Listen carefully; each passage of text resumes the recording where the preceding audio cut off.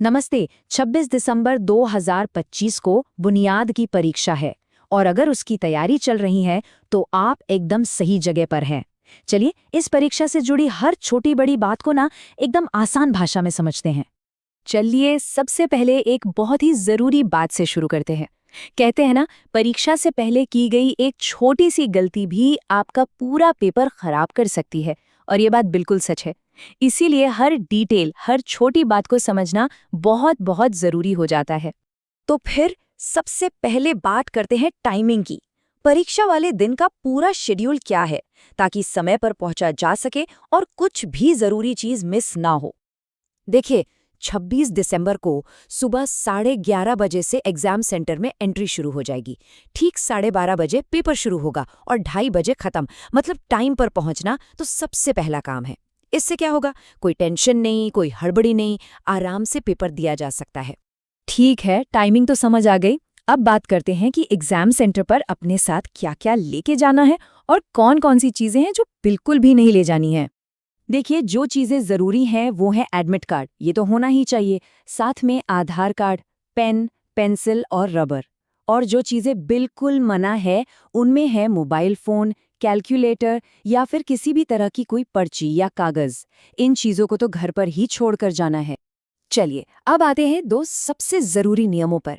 इनको तो golden rules ही समझिए, क्योंकि इनको फॉलो नहीं किया तो पेपर की चेकिंग पर सीधा असर पड़ सकता है।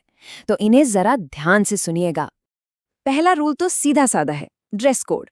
स्कूल की यूनिफॉर्म पहनकर ही आना है, कोई कैजुअल कपड़े नहीं।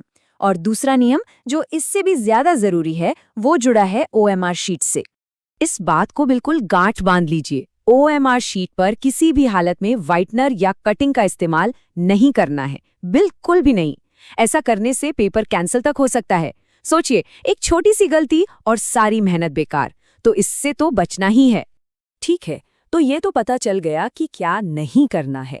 अब ये देखते हैं कि ओएमआर शीट को भरने का सही तरीका आखिर है क्या। देखिए, बहुत सिंपल से 4 स्टेप्स हैं। पहला, गोले को पूरा और सही तरीके से भरें, आधा अधूरा नहीं।